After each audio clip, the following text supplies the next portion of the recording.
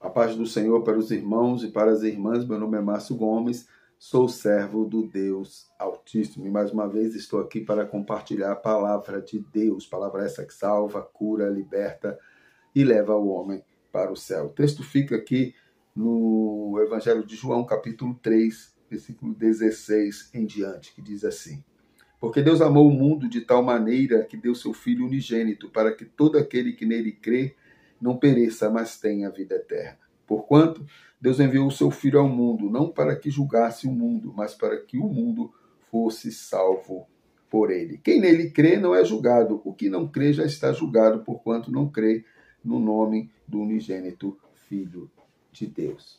Deus amou o mundo, meu irmão, minha irmã, de tal maneira que entregou o seu próprio Filho para que eu e você tivéssemos acesso à vida eterna. Lá em Gênesis vai dizer que o homem pecou. Lá em Gênesis a gente vai ver lá que Deus dá uma ordem para Adão e Eva, né? Vocês podem comer de todos os frutos, mas não coma da árvore do conhecimento do bem e do mal, porque se comeres certamente morrerás. Então, quando o homem comeu do fruto, o homem morreu espiritualmente. O homem está separado de Deus a partir da queda de Adão e Eva. E todos nós herdamos essa natureza pecaminosa.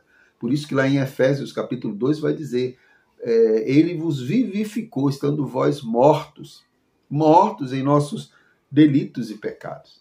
É por isso que Deus enviou o seu próprio Filho, para que eu e você tivéssemos acesso à vida eterna. O interessante é que mesmo depois da queda, lá em Gênesis capítulo 4, Deus tem um diálogo, não só com Adão e Eva ali, onde ele prepara as vestes ali para eles, e tem aquele diálogo, como também no capítulo 4, onde ele tem um diálogo com Caim, onde ele vai dizer, eis que o pecado está à porta, mas cabe a ti dominá-lo. E a gente vê a responsabilidade do homem de dar uma resposta a Deus ou não. É o que o texto vai dizer aqui, que o julgamento é este, que a luz veio ao mundo e os homens amaram mais as trevas do que a luz, porque as suas obras eram mais. Jesus veio ao mundo, mas tem muita gente rejeitando a Cristo. Tem muita gente deixando de dar uma resposta positiva a Deus, virando as costas para Ele. E por que Jesus teve que morrer naquela cruz, irmãos? Porque havia necessidade de haver um sacrifício, um único sacrifício. E Jesus Cristo, ele foi a propiciação dos nossos pecados. Ele pagou o preço dos nossos pecados. É por isso que o Romanos 3:23 vai dizer que todos pecaram e destituídos estão da glória de Deus. E no capítulo 6:23 vai dizer que o salário do pecado é a morte. Mas o dom gratuito de Deus é o quê? A vida eterna em Cristo Jesus. Mas o desejo de Deus, meu irmão, minha irmã, lá em 1 Timóteo 2:4, é que todos sejam salvos e cheguem ao pleno conhecimento da verdade. Porque essa graça salvadora, ela foi oferecida a todos os homens. É o que está dizendo aqui em Romanos 3:16 ao 19. O julgamento é este, que a luz veio ao mundo, a todas as pessoas. E os homens amaram mais as trevas do que a luz, porque as suas obras eram mais. Lá em Tito, capítulo 2, versículo 11, vai dizer que a graça de Deus se manifesta salvadora a todos os homens. A nossa responsabilidade de dar uma resposta positiva a Deus. Qual é a sua escolha? O que você quer para a sua vida? Você quer servir a Deus ou quer servir a Satanás? O que vocês querem servir?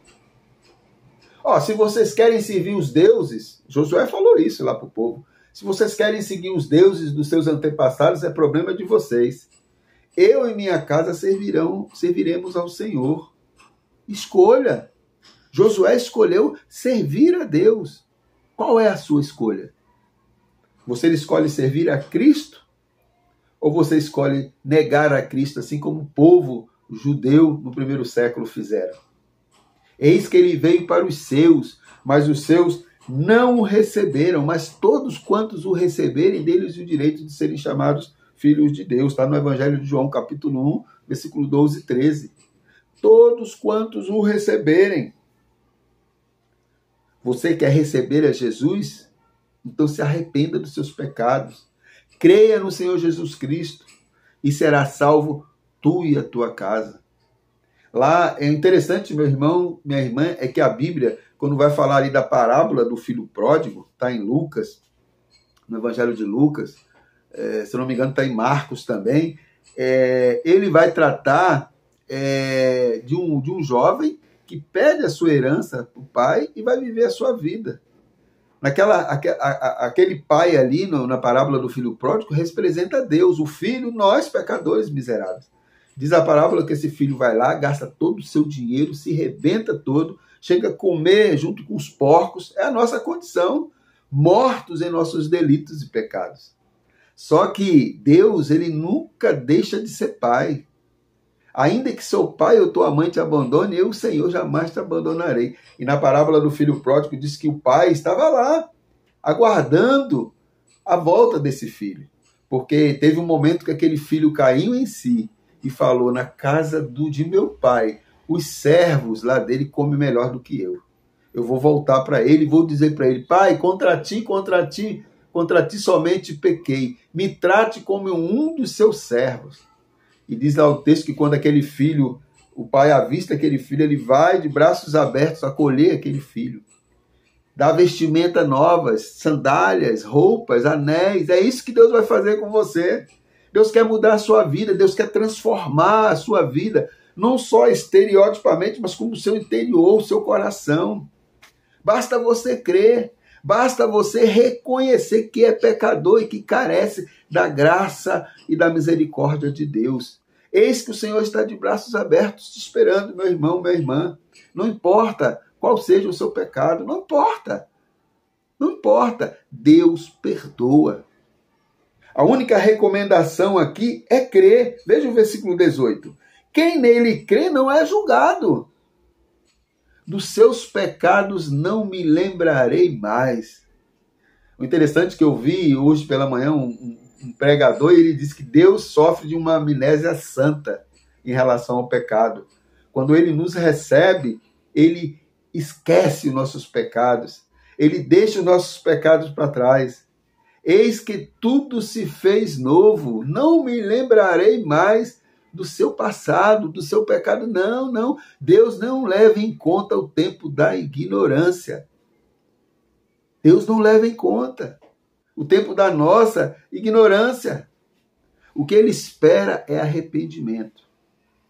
Você precisa se arrepender. Você precisa se achegar a Deus. Porque Deus quer que todos, em todos os lugares, se arrependam, irmãos. Ele fala isso lá em Atos 17:30. É esse o desejo de Deus, é que todos, em todos os lugares, se arrependam. Por isso que na grande comissão ele vai dizer, ide por todo mundo, pregar o evangelho a toda a criatura, a todo o cosmos, a toda a humanidade, para que todo aquele que nele crê não pereça, mas tenha vida eterna. Faça a tua escolha. Eu sou o caminho, a verdade e a vida de Jesus. Ninguém vem ao Pai se não for por mim. A tua responsabilidade, meu irmão, minha irmã, é fazer essa escolha.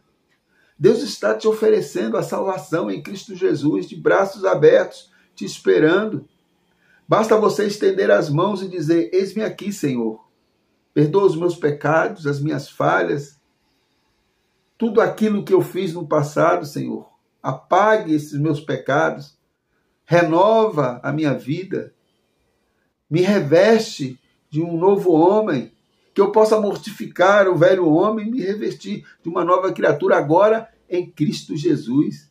Porque em Cristo nós somos vivificados, porque estávamos mortos em nossos delitos e pecados. Ele nos perdoa.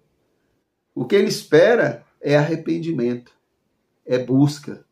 É o tempo todo Deus falando isso com o povo de Israel. Se o meu povo, que se chama pelo meu nome, esse povo aí que diz que crê, se humilhar e orar e se converter dos seus maus caminhos, aí então eu ouvirei dos céus, perdoarei os seus pecados e sararei a sua terra. Faça a sua escolha. Qual é o caminho que você quer seguir? Caminho de morte ou caminho de vida? Eis que eu ponho diante de ti 2 caminhos. Resta você, meu irmão, minha irmã, fazer a sua escolha. Jesus está de braços abertos, te esperando.